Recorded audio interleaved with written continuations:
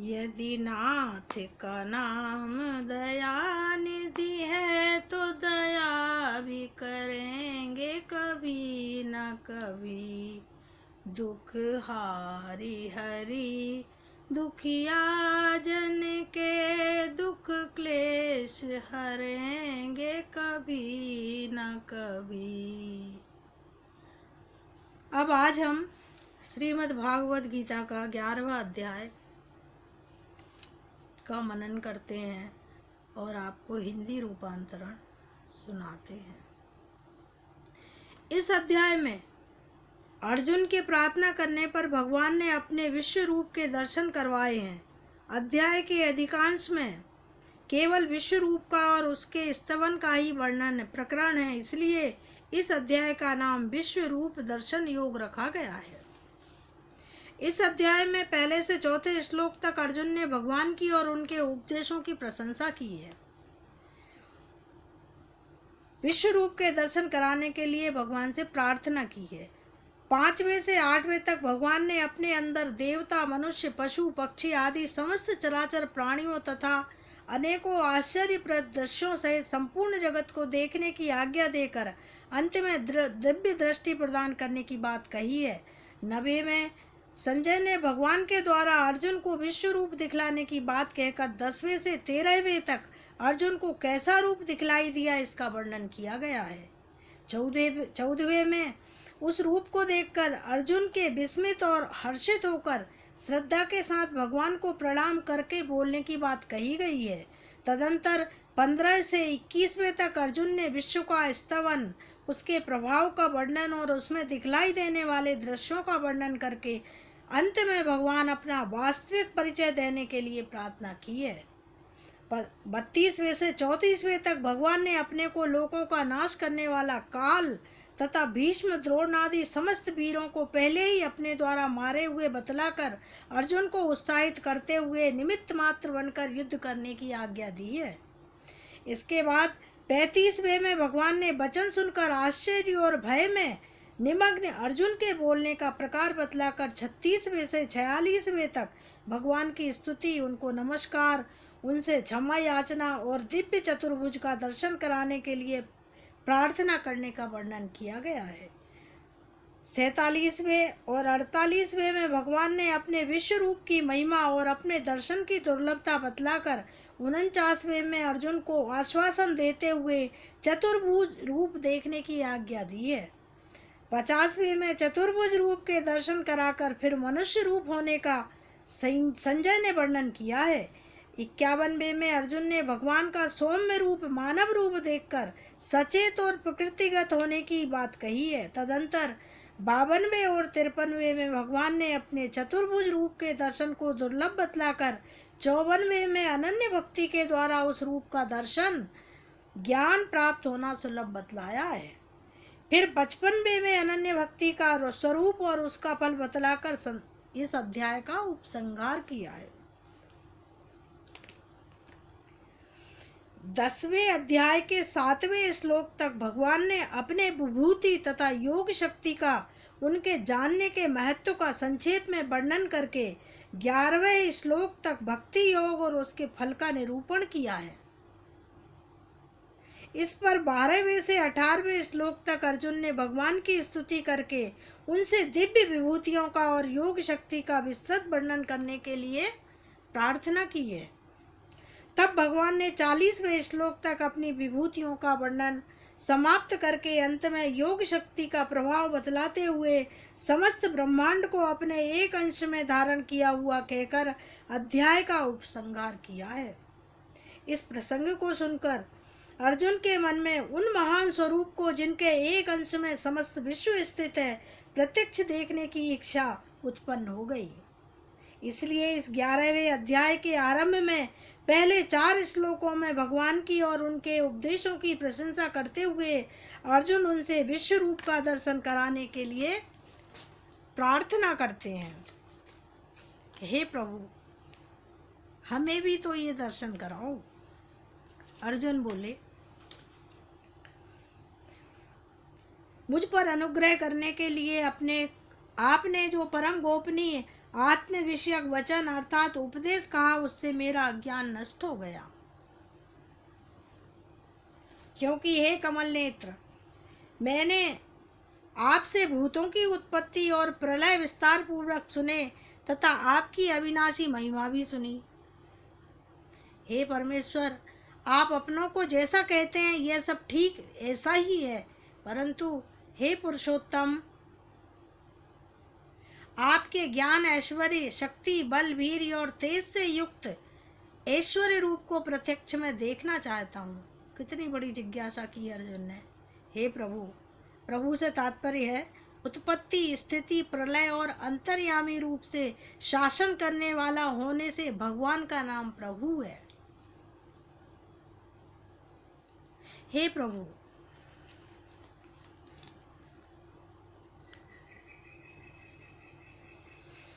यदि मेरे द्वारा आपका वह रूप देखा जाना शक्य है तो ऐसा आप मानते हैं तो हे योगेश्वर, उस अविनाशी स्वरूप का मुझे दर्शन कराइए।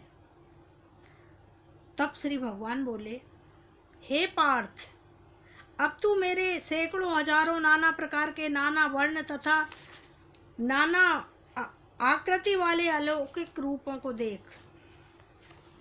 हे भरतवंशी अर्जुन, तू मुझ में आदित्य को अर्थात अदिति के 12 पुत्रों को, 8 वसुओं को, 12 रुद्रों को, दोनों अश्वनी कुमारों को, 49 मरुगणों को देख तथा और भी बहुत से पहले न देखे हुए आश्चर्यमय रूपों को देख। हे अर्जुन, अब इस मेरे शरीर में एक जगह स्थित चराचर सहित संपूर्ण जगत को देख लिया और जो कुछ भी देखना चाहते हो सो देखो, परंतु मुझको तू इन अपने प्राकृतिक नेत्रों द्वारा देखने में निसंदेह समर्थ नहीं है। इसी से मैं तुझे दिव्य अर्थात अलौकिक चक्षु देता हूँ, इससे तू मेरी गोपनीय योग शक्ति को देख। हे भगवान। संजय बोले, हे राजन, महायोगेश्वर और सब पापों के नाश करने वाले भगवान ने इस प्रकार कहकर उसके पश्चात अर्जुन को परम ऐश्वर्युक्त दिव्य स्वरूप दिखलाया। अनेक मुख और नेत्रों से युक्त, अनेक अद्भुत दर्शनों वाले, बहुत से दिव्य भूषणों से युक्त और बहुत से दिव्य शास्त्रों को हाथ में उठाए हुए, दिव्य माला वस्त्रों को धारण किए हुए, दिव्य गंध का सारे शरीर में लेप किए हुए, सब प्रकार के आश्चर्यों से युक्त, सीमा रहित और सब ओर मुख किए हुए विराट स्वरूप परम देव परमेश्वर को अर्जुन ने देख लिया। आकाश में 1000 सूर्यों के एक साथ उदय होने से उत्पन्न जो प्रकाश हो वह भी उस विश्व रूप परमात्मा के प्रकाश के सदृश कदाचित नहीं होगा। पांडुपुत्र अर्जुन ने उस समय अनेक प्रकार से विभक्त अर्थात पृथक पृथक संपूर्ण जगत को, देवों को देव श्री कृष्ण भगवान के उस शरीर में एक जगह स्थित देखा। उसके अनंतर से आश्चर्य से चकित और पुलकित अर्जुन प्रकाशमय विश्वरूप परमात्मा को श्रद्धा भक्ति सहित सिर से प्रणाम करके हाथ जोड़कर बोले, हे देव, मैं आपके शरीर में संपूर्ण देवों को तथा अनेक भूतों के समुदायों को, कमल के आसन पर विराजित ब्रह्मा को, महादेव को, संपूर्ण ऋषियों को तथा दिव्य सर्पों को देख रहा हूँ। हे संपूर्ण विश्व के स्वामी, आपको अनेक भुजा, पेट, मुख और नेत्रों से युक्त तथा सब ओर से अनंत रूपों वाला देखता हूँ। हे विश्वरूप, मैं आपके ना अंत को देखता हूँ, ना मध्य को और ना ही मैं आदि को देखता हूँ। आपको मैं मुकुटयुक्त, गदायुक्त, चक्रयुक्त, सब ओर से प्रकाशमान तेज से पुंज, प्रज्वलित अग्नि और सूर्य के सदृश ज्योति युक्त, कठिनता से देखे जाने योग्य और सब ओर से अप्रमेय स्वरूप को देखता हूँ।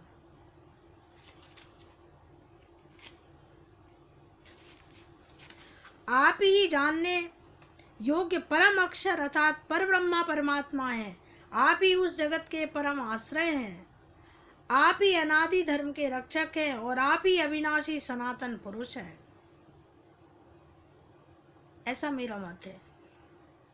आपको आदि अंत और मध्य से रहित अनंत सामर्थ्य से युक्त अनंत भुजा वाले चंद्र सूर्य रूप नेत्रों वाले प्रज्वलित अग्नि रूप मुख वाले और अपने तेज से इस जगत को संतप्त करते हुए मैं देखता हूँ। हे महात्मन, यह स्वर्ग और पृथ्वी के बीच का संपूर्ण आकाश तथा सब दिशाएं एक आप से ही परिपूर्ण है तथा आपके इस अलौकिक और भयंकर रूप को देखकर तीनों लोग अति व्यथा को प्राप्त हो जाते हैं। वे ही देवताओं के समूह आप में प्रवेश करते हैं और कुछ भयभीत होकर हाथ जोड़े आपके नाम और गुणों का उच्चारण करते हैं तथा महर्षि और सिद्धों के समुदाय कल्याण हो ऐसा कहकर उत्तम उत्तम स्तोत्रों द्वारा आपकी स्तुति करते हैं। जो 11 रुद्र, 12 आदित्य तथा वसु, साध्यगण, विश्वदेव, अश्वनी कुमार, मरुदगण, पितरों का समुदाय तथा गंधर्व, यक्ष, राक्षस, सिद्धों के समुदाय, वे सभी विस्मित होकर आपको देखते हैं। प्रभु की लीला परंपार है। हे महाबाहु, आपके बहुत मुख और नेत्रों वाले, बहुत हाथ जंघा पैरों वाले, बहुत उदरों वाले, बहुत सी दाढ़ों के कारण अत्यंत विकराल महान रूप को देखकर सब लोग व्याकुल हो रहे हैं तथा मैं भी व्याकुल हो रहा हूँ। क्योंकि हे विष्णु, आकाश को स्पर्श करने वाले देदीप्यमान अनेक वर्णों से युक्त तथा फैलाए हुए मुख और प्रकाशमान विशाल नेत्रों से युक्त आपको देखकर भयभीत अंतःकरण वाला मैं धीरज और शांति नहीं पाता हूँ। दाढ़ों के कारण विकराल और प्रलय काल की अग्नि के समान प्रज्वलित आपके मुखों को देखकर मैं दिशाओं को नहीं जानता हूँ और सुख भी नहीं पाता हूँ। इसलिए हे देवेश, हे जगन निवास, आप प्रसन्न हो। वे सभी धृतराष्ट्र के पुत्र राजाओं के समुदाय सहित आप में प्रवेश कर रहे हैं और भीष्म पितामह, द्रोणाचार्य तथा कर्ण और आपके पक्ष के भी प्रधान योद्धाओं के सहित सबके सब आपके दाढ़ों के कारण विकराल भयानक मुखों में बड़े वेग से दौड़ते हुए प्रवेश कर रहे हैं और कई एक चूर्ण हुए सिरों सहित आपके दांतों के बीच में लगे हुए दिखाई दे रहे हैं। जैसे नदियों के बहुत से जल के प्रवाह स्वाभाविक ही समुद्र के ही सम्मुख दौड़ते हैं, अर्थात समुद्र में प्रवेश करते हैं, वैसे ही नरलोक के वीर भी आपके प्रज्वलित मुखों में प्रवेश कर रहे हैं। जैसे पतंग मोहवश नष्ट होने के लिए प्रज्वलित अग्नि में अति वेग से दौड़ते हुए प्रवेश करते हैं, वैसे ही ये सब लोग भी अपने नाश के लिए आपके मुखों में अति वेग से दौड़ते हुए प्रवेश कर रहे हैं। आप उन संपूर्ण लोगों को प्रज्वलित मुखों द्वारा ग्रास करते हुए सब ओर से बार बार चाट रहे हैं।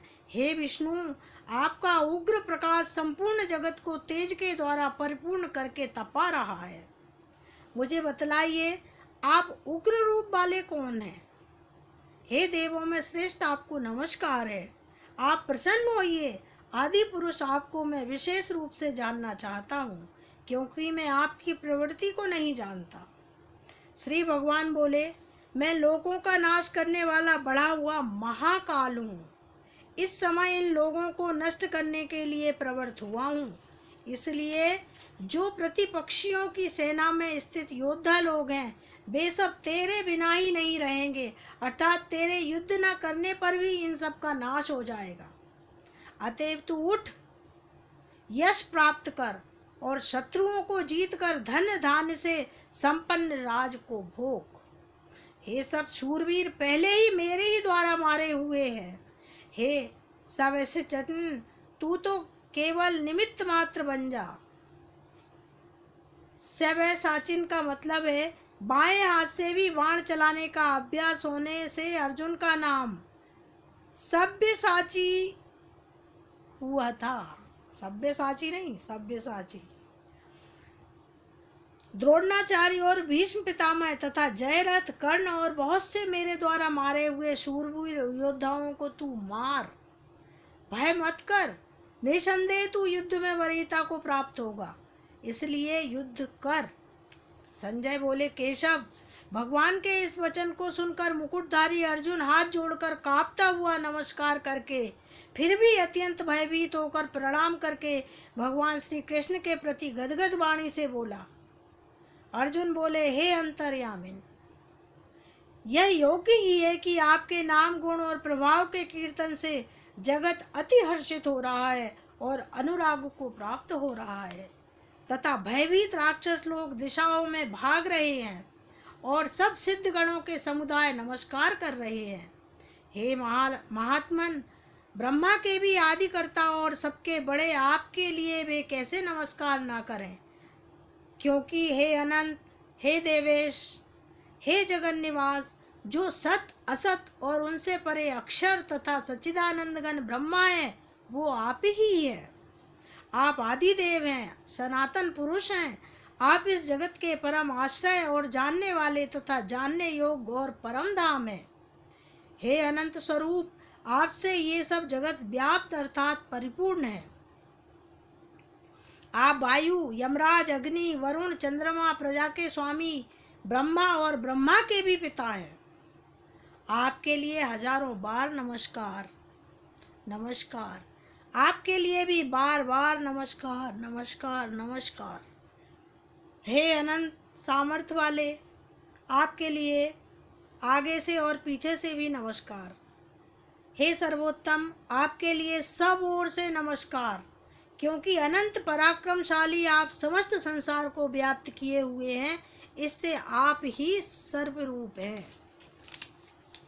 आपके इस प्रभाव को ना जानते हुए आप मेरे सखा हैं, मेरे ऐसा मानकर प्रेम से आपका प्रमाद से भी मैंने हे कृष्ण, हे यादव, हे सखे इस प्रकार जो कुछ बिना सोचे समझे हठात कहा है।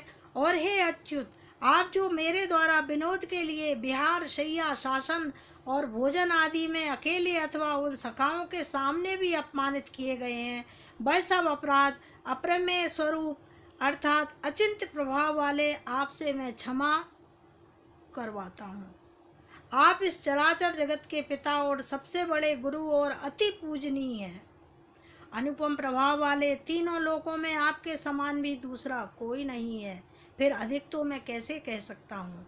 अतएव हे प्रभु, मैं शरीर को भली भांति चरणों में निवेदित कर प्रणाम करके स्तुति करके योग आप ईश्वर को प्रसन्न करने के लिए प्रार्थना करता हूँ। हे देव, पिता जैसे पुत्र के, सखा जैसे सखा के और पति जैसे प्रीतमा पत्नी के अपराध सहन करते हैं, वैसे ही आप भी मेरे अपराध को सहन करने योग्य हैं।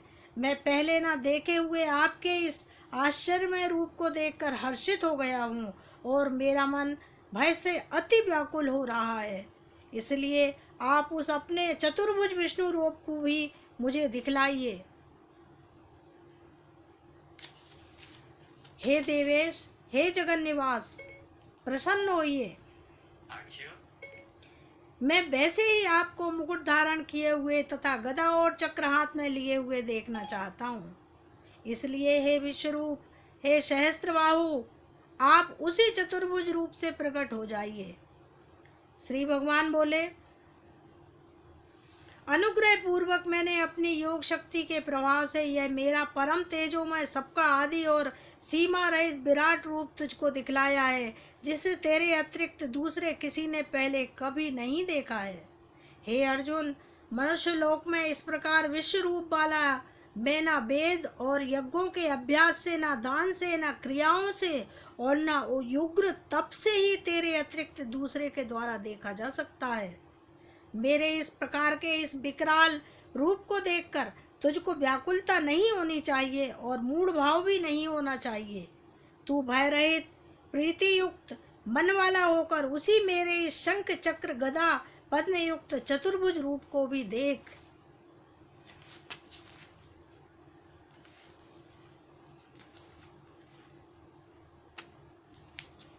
संजय बोले, वासुदेव भगवान ने अर्जुन के प्रति इस प्रकार कहकर वैसे ही अपने चतुर्भुज रूप को दिखलाया और महात्मा श्री कृष्ण ने सौम्य रूप होकर इस भयभीत अर्जुन को धीरज दिया।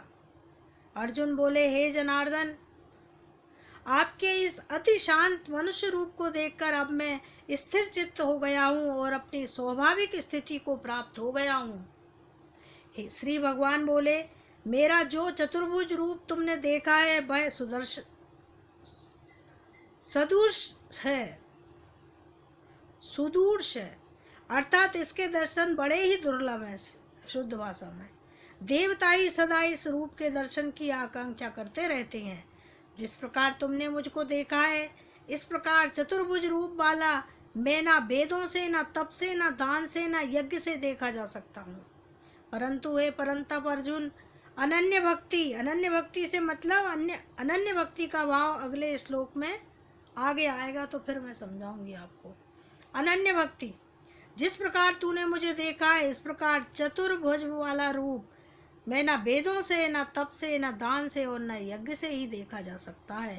परंतु हे परंतप अर्जुन, अनन्य भक्ति के द्वारा इस प्रकार चतुर्भुज रूप वाला मैं प्रत्यक्ष देखने के लिए, तत्व से जानने के लिए तथा प्रवेश करने के लिए, अर्थात एक ही भाव से प्राप्त होने के लिए भी मैं शक्य हूँ।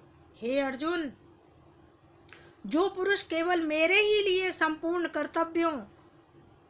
कर्तव्य कर्मों को करने वाला है, मेरे परायण है, मेरा भक्त है, आसक्ति रहित है और संपूर्ण भूत प्राणियों में बैर भाव से रहित है, यह अनन्य भक्ति युक्त पुरुष मुझको ही प्राप्त होता है। हे कृष्ण,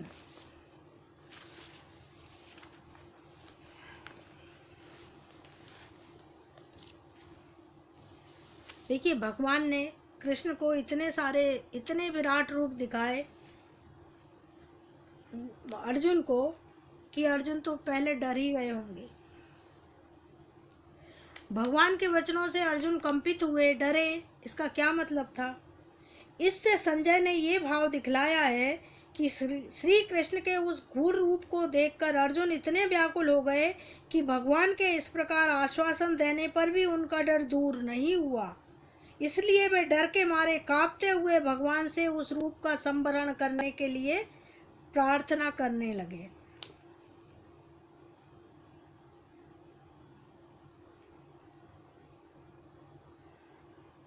स्थाने अव्यय है, इसका औचित्य अर्थ में प्रयोग हुआ है।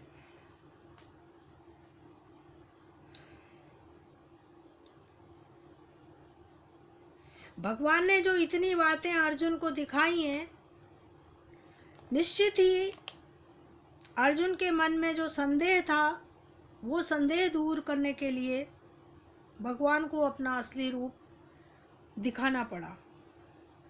अर्जुन के मन में इस बात की शंका थी कि ना जाने हम युद्ध में जीतेंगे या हारेंगे या हमारे शत्रु हमको जीत लेंगे। इस शंका को दूर करने के लिए भगवान ने ऐसा कहा। भगवान के कथन का अभिप्राय ये है कि युद्ध में निश्चय ही तुम्हारी विजय होगी, इसलिए तुम्हें उत्साह पूर्वक युद्ध करना चाहिए। भगवान के द्वारा प्रदान की हुई दिव्य दृष्टि से केवल अर्जुन ही देख रहे थे, सारा संसार नहीं देख रहा था। जगत का हर्षित और अनुरक्त होना, राक्षसों का डर भगाना, सिद्धों का नमस्कार करना, ये सब उस विराट रूप के ही अंग थे। अभिप्राय ये है कि यह वर्णन अर्जुन को दिखलाई देने वाला विराट रूप का ही है, बाहरी जगत का नहीं है।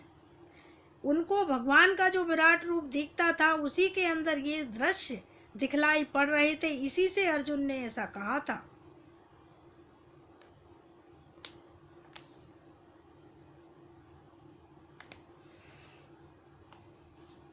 अर्जुन, आप प्रपितामह अर्थात ब्रह्मा के भी पिता हैं। इस कथन का क्या तात्पर्य है? इसका तात्पर्य ये है कि इस कथन से अर्जुन ने ये दिखलाया है कि समस्त जगत को उत्पन्न करने वाले कश्यप, दक्ष प्रजापति तथा सप्त ऋषि आदि के पिता होने से ब्रह्मा सबके पितामह हैं और उन ब्रह्मा को ही उत्पन्न करने वाले आप हैं। इसलिए आप सबके प्रति पितामह हैं, इसलिए मैं आपको नमस्कार करना सर्वथा उचित समझता हूँ। ओम नमो भगवते वासुदेवाय प्रणत क्लेश नाशाय गोविंदाय नमो नमः। ये था गीता का 11वां अध्याय। यदि आप इसको बराबर देख रहे हैं तो लाइक कीजिए, सब्सक्राइब कीजिए और जो बेल की बटन है उसे भी दबा दीजिए ताकि मेरा अगला वीडियो तुरंत आपके पास पहुंच जाए। और आपसे निवेदन है कि यदि कोई त्रुटियां हों या आपको ऐसा लगता हो कि कहीं मैंने कुछ गलत बोला है तो आप अपने सुझाव भी मुझे भेज सकते हैं। मैं अपनी पात्रता अनुसार, योग्यता अनुसार आपके सभी सवालों के जवाब दूंगी। मैंने पहले भी कहा था कि मेरा ये चैनल आपका चैनल है, आपके चहेते कान्हा का चैनल है। आगे आपको देखना है कि आप